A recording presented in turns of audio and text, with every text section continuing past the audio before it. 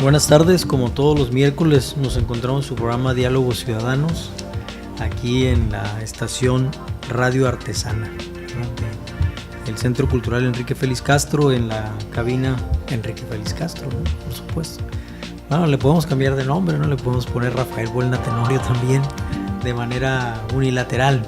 Pero bueno, el día de hoy vamos a hablar de los comicios en 4 estados de la República. 3 son estatales, comicios para gobernador y también para diputados y presidentes municipales, ¿verdad? Y en el estado de Veracruz únicamente para presidentes municipales. Se encuentra conmigo el compañero Horacio Malcampo. ¿Cómo estás, Horacio? ¿Qué tal? Muy bien, gracias, buenas tardes. El arquitecto Manuel Aboite. ¿Cómo estás, Manuel? Muy bien, buenas tardes. Bueno, pues ese es el tema, y para abrir mesa, ¿no? Claro, el enfrentamiento, ¿cómo podría decir? No iba a decir como en el box o en el fútbol, ¿no? Aunque dicen que de religión, de política y de deporte regularmente nunca estamos de acuerdo, ¿no? Dice la voz popular, ¿no? Pero claro, en esos momentos que la elección que más llama la atención es la elección del Estado de México, porque ha sido la más mediática, la más informada, la más con mayor cobertura de medios, ¿no?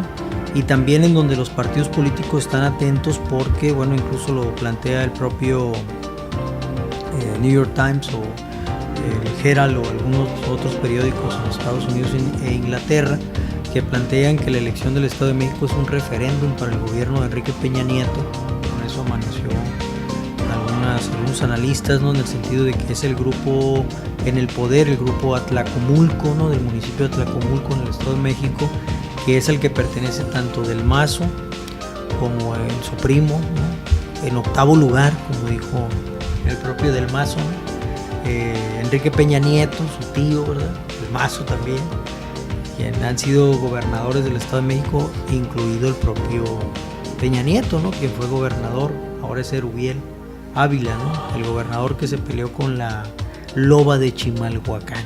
Fíjate los nombres de tan extremos, ¿no? Pero bueno, ¿qué opinión merece, amigos, esta contienda?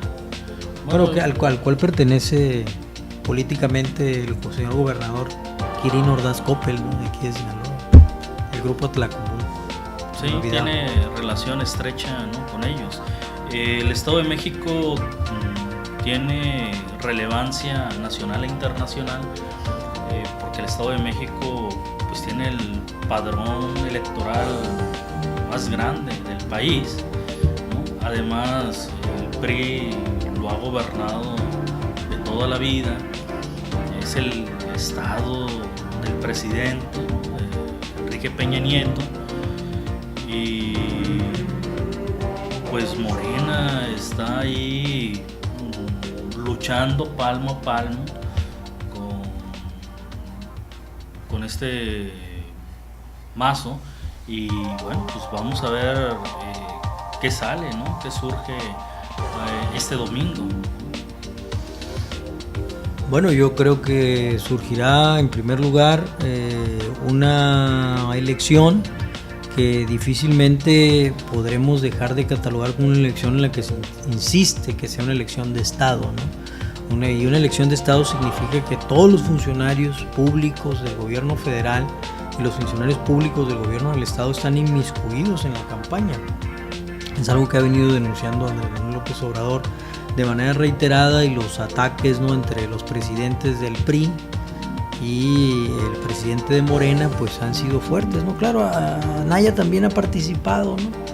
Pero parece ser que no es como... Anaya metiendo el hombro a favor del PRI, ¿no? Sí, yo más bien pienso que, bueno, desde que Yunes, ¿no? Gobernador de Veracruz, está involucrado en los videoescándalos, ¿no? De esta Eva Cadena, y que un día dice que Andrés Manuel no tuvo la culpa, y otro día dice que sí, y al día siguiente dice que Morena, y al día siguiente dice perdónenme todos, o sea, esto es un novelón, pues, ¿no? Entonces demuestra claramente a través de Yunes, que hoy se destapa también como candidato a la presidencia de la República en el 2018, pues entonces ya nos habla de un peliculón, ¿no? De un novelón que hay ahí, en donde más bien en las redes sociales el reality show se llama Elecciones en México. Bueno, habrá que tomar en cuenta que el Estado de México pues, ha sido un bastión para elecciones federales, para el PRI particularmente, ¿no? Es predominantemente priista. Sabemos que por muchas situaciones, ¿no? Que no son las más loables, las más dignas, etcétera, para un pueblo que ha sido sometido. Pero vemos para esta elección a gobernador encabezada por Delfina Gómez de Morena, pues vemos la posibilidad de un evento histórico en muchos sentidos, ¿no? Claro, es que también ahí está una ex candidata a la presidencia de la República, ¿no? Por parte del PAN, ¿no? Josefina Vázquez Mota. Entonces, que entró de relevo en último momento. Palera del PRI. Pues sí, hablan ya de 10,000 millones de pesos, ¿no? Que se le entregaron a su asociación Juntos Podemos, ¿no? Extrañamente como el partido en España, ¿no? Con esta coalición de partidos progresistas y que hoy llama a los ciudadanos libres. No sé, exactamente no sé a qué se refiere, pero sí me suena eslogan de derecha, ¿no? O sea, un eslogan así como, pues no sé, ¿no? Como el de Macri, ¿no? La revolución de la alegría, ¿no? Sí. En la Argentina, ¿no? Mira, yo pienso que deberíamos de analizar esta elección a la luz de los acontecimientos, en primer lugar de lo que significó el relevo en el poder con Vicente Fox, ¿no? Lo que significó sacar al PRI de Los Pinos, ¿verdad? Que la generación del 90 lo vio la salida del PRI, vio la debacle, ¿no? Por la vía de la corrupción, y hoy el PRI está nuevamente en la presidencia con este nuevo PRI recargado de corrupción y de impunidad. Y bueno, nos damos cuenta claramente que el PRD y el PAN pues están imposibilitados para señalar de ninguna manera al PRI, ¿no? Eso se está observando en el discurso de la campaña, puesto que pues Andrés Manuel López Obrador ha invitado en reiteradas ocasiones a la izquierda para que vayan en unidad y declinen a favor de la candidata Delfina Gómez, ¿verdad? Y bueno, únicamente el PT ha dado respuesta a esto. El Movimiento Ciudadano todavía está pendiente, pero insisto, es una campaña de Coahuila, PRI, coalición, PAN, PT, PRD, ¿no? Y estamos hablando de Nayarit, PAN, PT, PRD, PRS, PRI, Morena, ¿no? Y en el caso del PT, que decline en el Estado de México, lo que se está esperando es que decline también en Coahuila y decline también en Nayarit, ¿no? Y luego está la elección en Veracruz de presidentes municipales, en donde Yunes lanza a su hijo por Poza Rica, ¿no?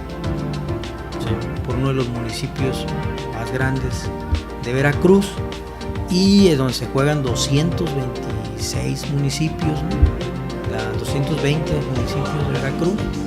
Y bueno, pues estamos hablando de no poca cosa, ¿no? En términos de que es la elección previa a lo que se abre ya en noviembre, que es la elección del 2018, en donde, bueno, lo que está en el aire también es si va a aguantar la reelección, esa reelección que hicieron, esa reforma política que hicieron en la sombra, ¿no? En el 2014. Ha habido de todo, ¿no? En la campaña, ¿no? Bueno, los videoescándalos son lo último, ¿no? Sí. Déjà vu, que bien parece, ¿no? El déjà vu de Bejarano. El señor de las ligas, ¿no? El señor de las ligas. Que ahí sigue en el PRD, ¿no? Que de hecho el PRD y el PAN, ¿no?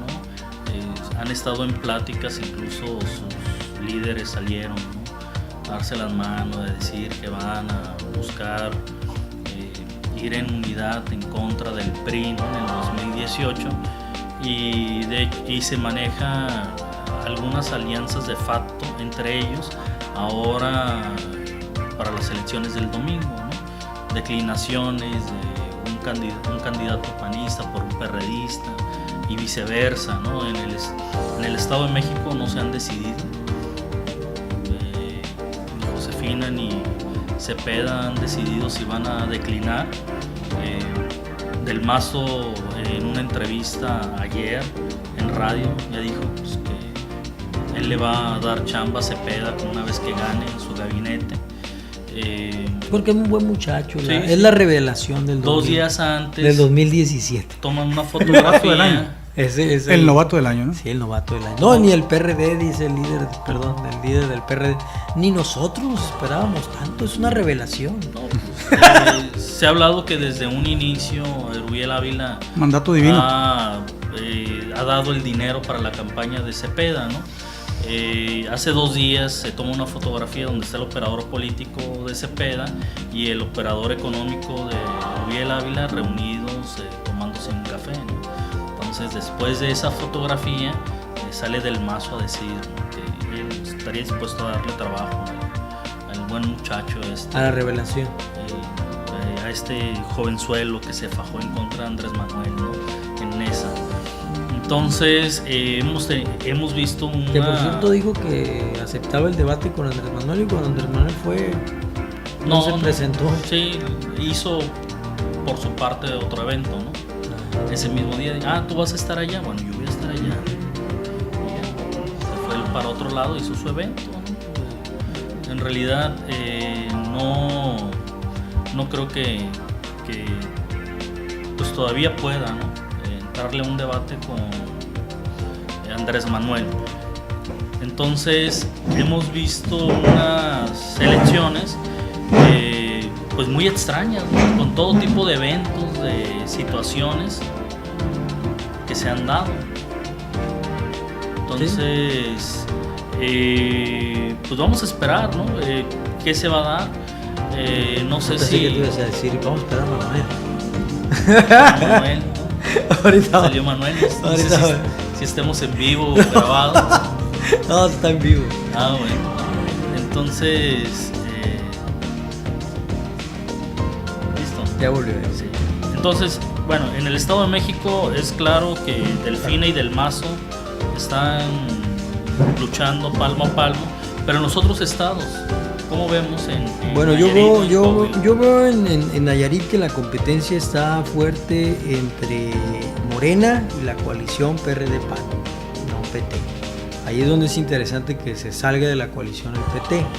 En Coahuila crece con la declinación del candidato del PT ya, y se suma al candidato de Morena, ¿no? Y entonces la coalición empareja, ¿no? Pero los 3 estados están gobernados por el PRI. Los 3 estados están gobernados por el PRI. Sí, acuérdate que ahí va compitiendo, están los Moreira, pues. Bien, sí. Yo observo un crecimiento, digamos, no desbocado, pero sí importante, en el tema de que la gente quiere ya un cambio. Entonces, esta influencia no solamente del observador o Morena, yo le doy el valor agregado de ese, está muy triviado ya el hecho de despertar de la gente, ¿no? Pero yo creo que la gente está encontrando o está identificando la vía a través de la cual se puede cambiar de régimen, ¿no?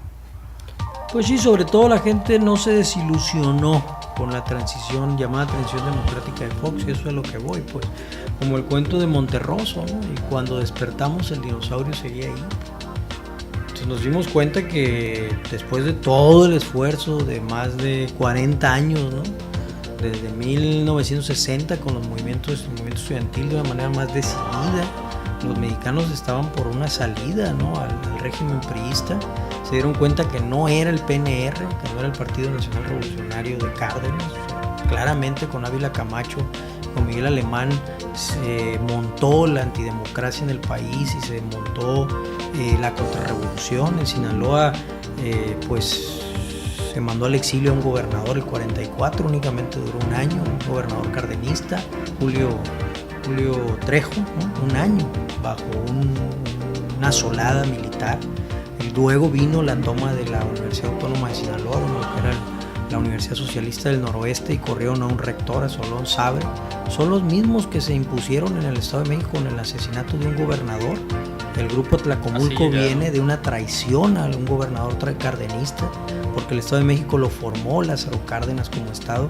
Está concebido como un Estado defensivo a una posible invasión norteamericana. Así está concebido el Estado de México.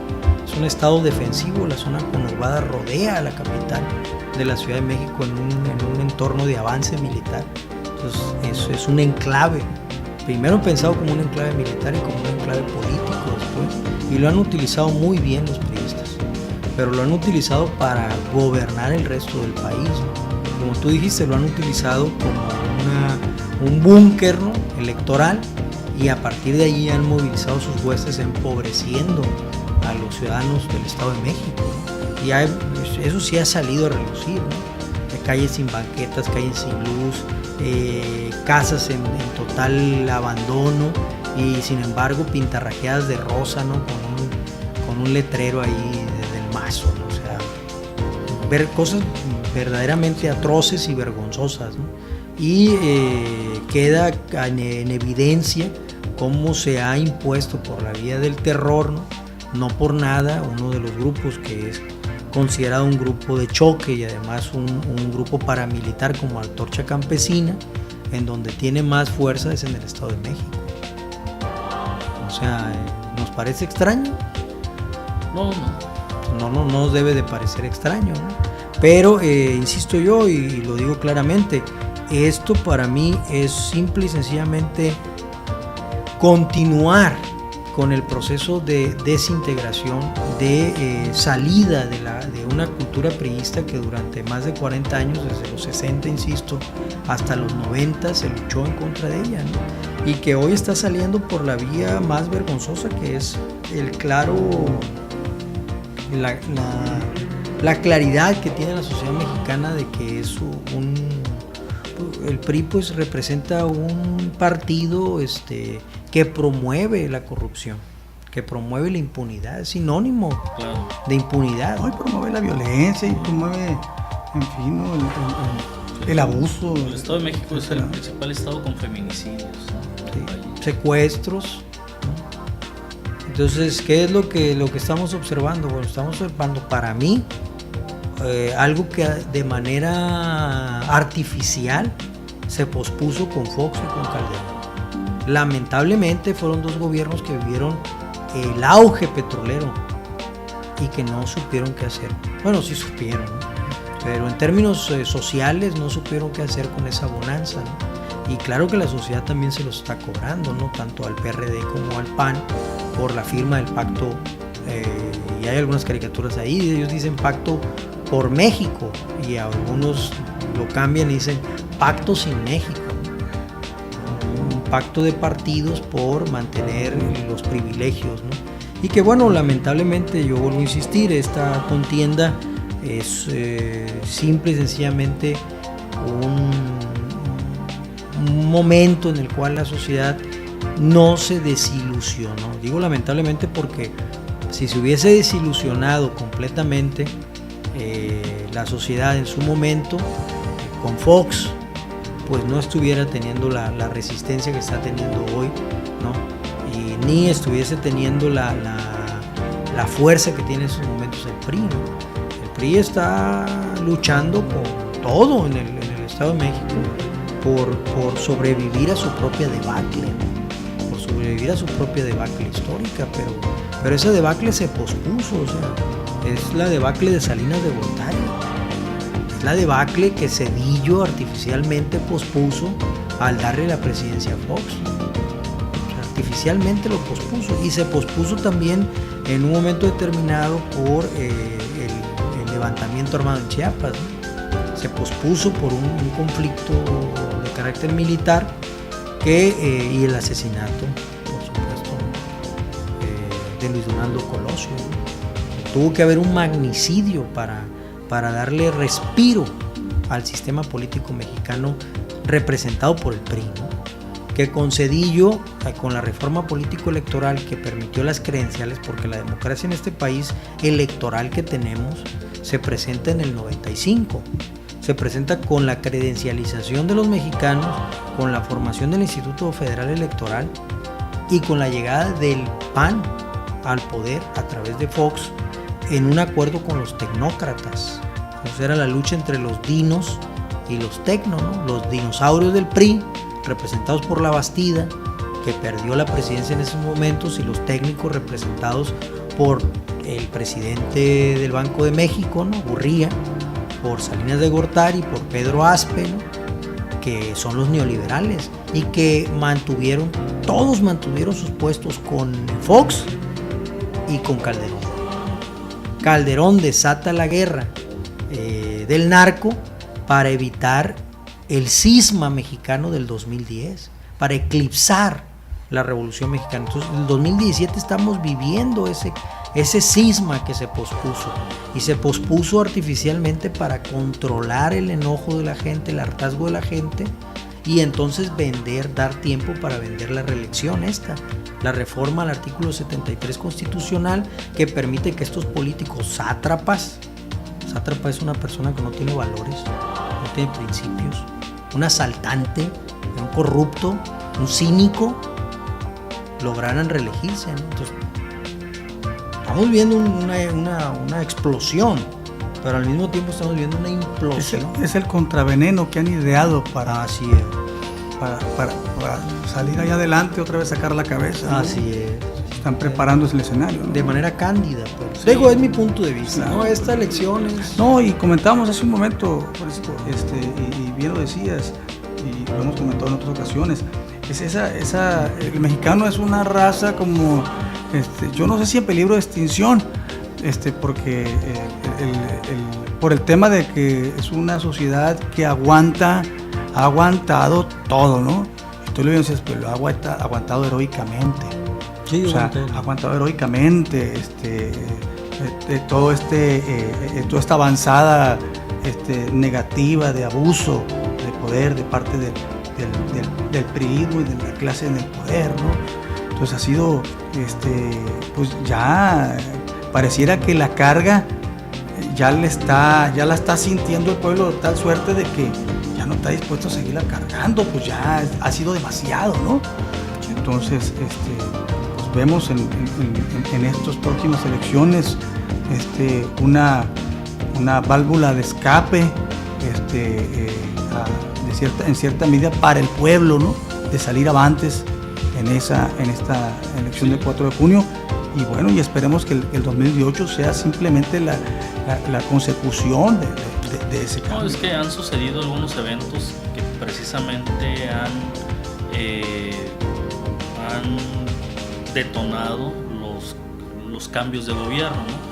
Recordemos el Fobaproa, ¿no? O sea, una situación que el pueblo mexicano ya no aguantaba, entonces en Fox se vio identificado el voto útil, ¿no? Uh-huh. Es decir, sacamos a estos para que lleguen estos otros. Bueno, pues estuvo el auge petrolero, por lo tanto el gobierno de Fox pues se sostuvo porque había mucho dinero, pero con Calderón en la guerra en contra del narco, pues la situación que estaba viviendo el país de desaparecidos, de asesinados, ¿no? Balaceras, ¿no? Aquí en Sinaloa lo vivimos muy particularmente, ¿no? Estaban los retenes militares, y si alguien no se detenía, inmediatamente disparaban, ¿no? ¿Cuántos jóvenes, cuántas familias fueron asesinados por militares? Y no se han esclarecido esos homicidios, ¿no? Entonces era una situación inaguantable, propiciado. Entonces llega Enrique Peña Nieto. ¿Por qué? Porque ¿qué decían los priistas? Nosotros sí sabemos gobernar, nosotros sí negociamos con el narco y vamos a parar la violencia. Eso es lo que decían los priistas. ¿No? Tenemos la experiencia. Bueno, pues resulta que eso no es cierto. Nosotros robamos y dejamos robar. Sí, resulta que los muertos se han catapultado, ¿no? Entonces, toda esta situación, estas reformas estructurales, ¿no? Que ya habló Francisco de la política, pero están otras, ¿no? Resulta que esta semana se da la primer compra por parte del gobierno mexicano a una empresa extranjera de su propio petróleo. Es decir, México está comprando el petróleo del Golfo de México a esta empresa italiana que está en tierras nacionales, explotando nuestros propios recursos. Y Y ya hoy estamos pagando ese recurso que está explotando. Sí, en nuestras tierras, ¿no? El absurdo. Sí, es decir, tú en tu patio, ¿no?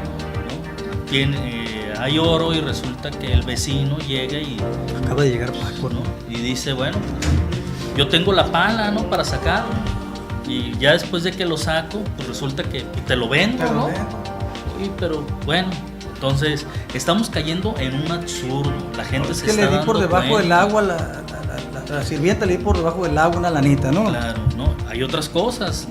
Dice la Auditoría Superior de la Federación del 2011 al 2015.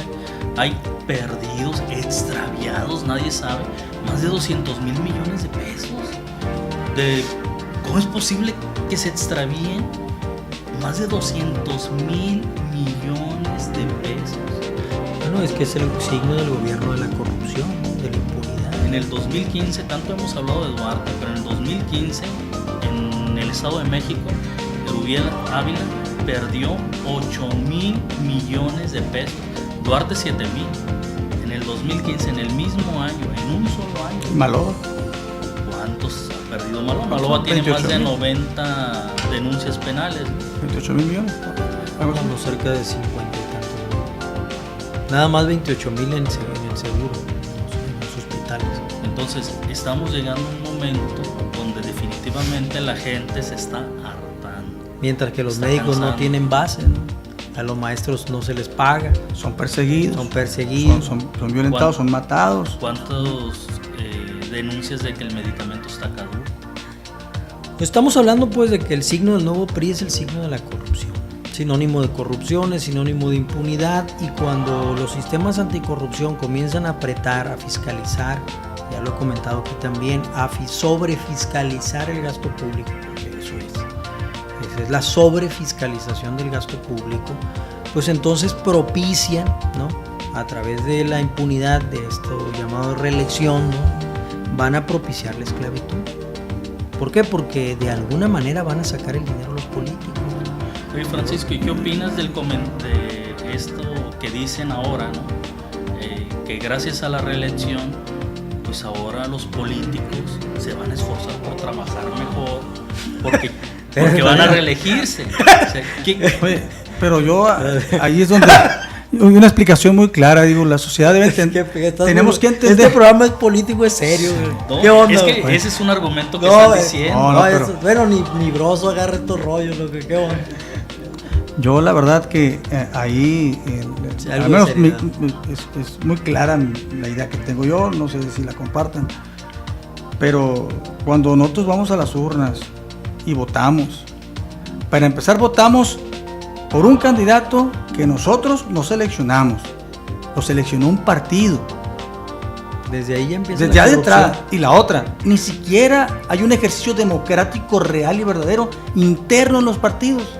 Entonces ya de entrada, cuando vamos a las urnas, estamos votando por la persona que creemos en un momento dado que va a hacer las cosas bien.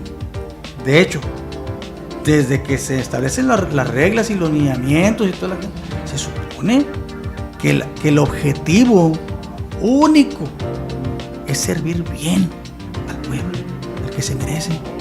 Entonces, pensar que eso merezca que se le reelija es lanzar un mensaje equivocado a la sociedad, a nosotros como sociedad, de decir que no existen más mexicanos honestos, incondicionales,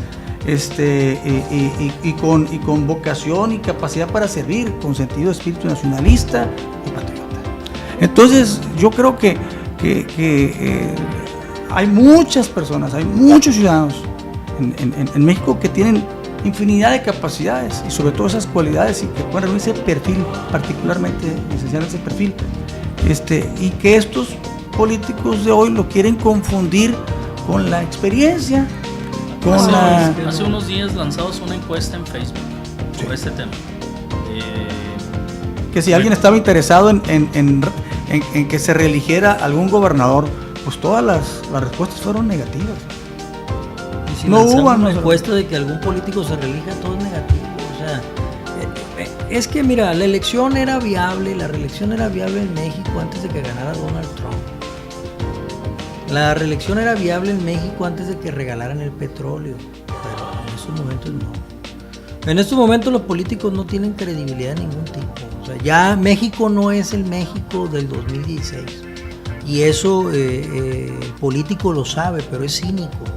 Como ya hicieron la reforma a escondidas en el 2014, porque la ocultaron con el Pacto por México, pero no plantearon que por atrás, con el cambio de nombre del IFE, venía por INE, venía la reelección, ¿no?, metida por debajo, ¿no? A nadie le avisaron, o sea, si alguien, yo he preguntado, ¿no? A ver, jóvenes, a usted le preguntaron, a nadie le preguntaron, lo ocultaron.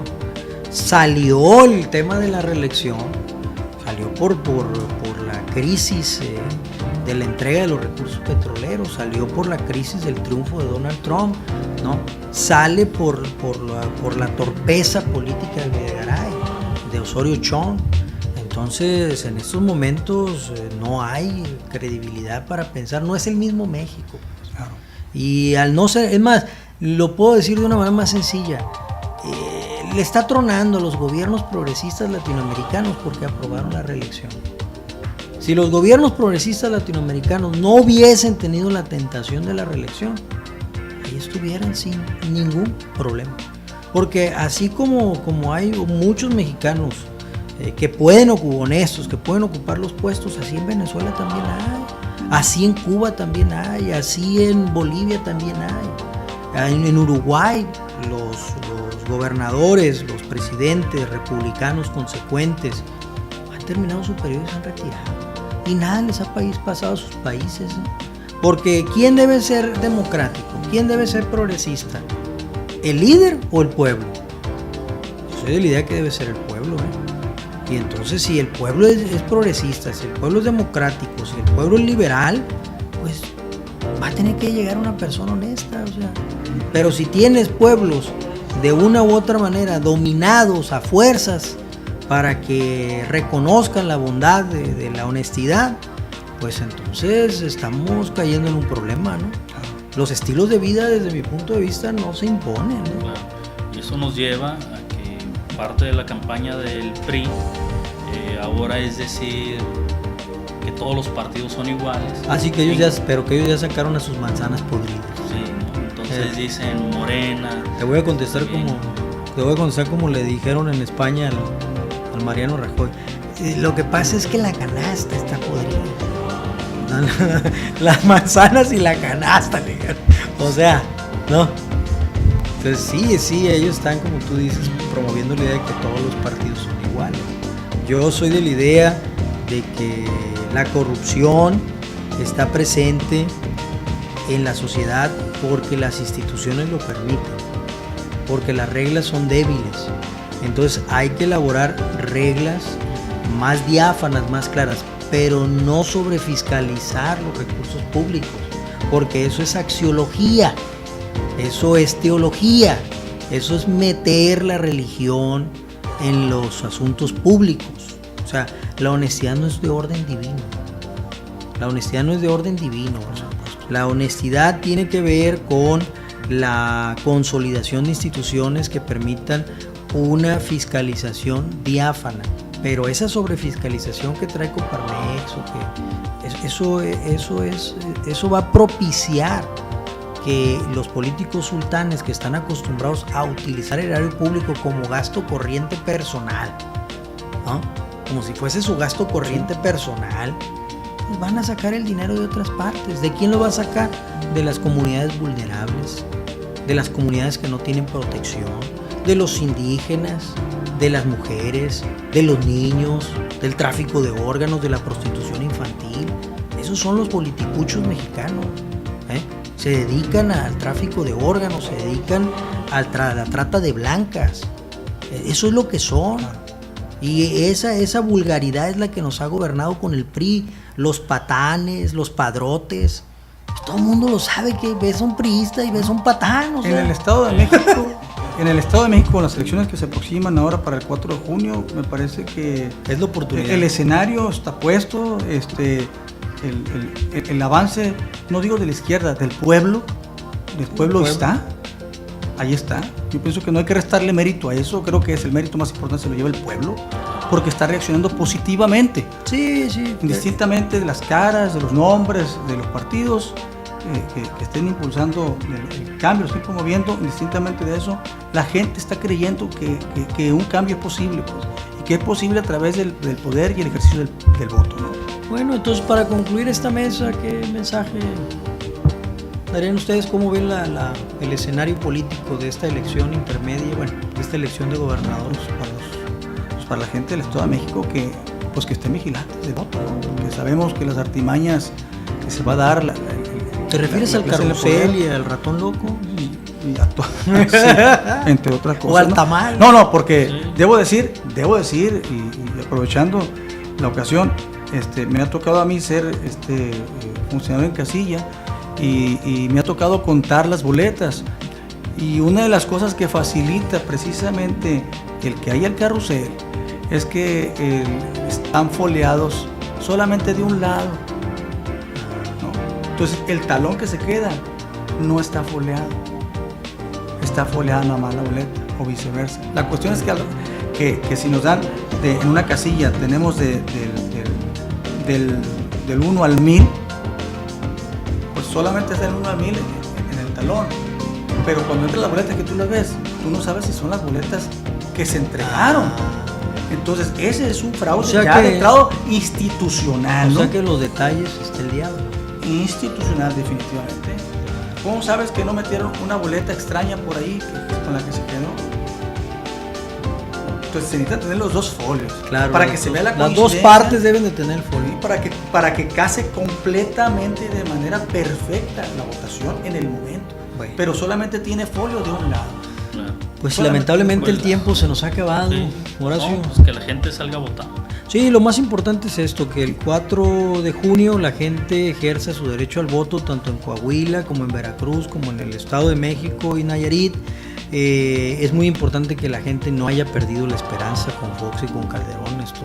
Veremos por si supuesto que no salen a votar. Ah, bueno, ese es el gran electorado. Una vez que tengamos los datos, el electorado pendiente es la juventud. Ya lo revisaremos. Ojalá que todos los discursos estos de emo, de millennial y todas estas cosas se la barran los muchachos y salgan a votar, ¿no? Porque pues ahí está realmente en la juventud la posibilidad de una transformación, ¿verdad? Por la vía pacífica, por la vía electoral. Y bueno, yo insisto, hay que seguir participando, ¿verdad? Y hay que mantener esta idea que yo sí comparto con ustedes, ¿no? Son los ciudadanos quienes están enfrentando esta situación en las urnas y fuera de ellas, ¿no? Y creo que en el centenario de la Constitución está quedando el dedillo, algo que hemos nosotros venido manifestando, que es importante recuperar la ciudadanía, ¿no? Y en ello está en juego, ¿no? Bueno, pues nos vemos el próximo miércoles aquí en su programa Diálogos Ciudadanos. Hasta luego. Buenas tardes. Saludos, Iván. Iván. Paco, ¿qué onda? ¿Qué onda, Paco? Sillón.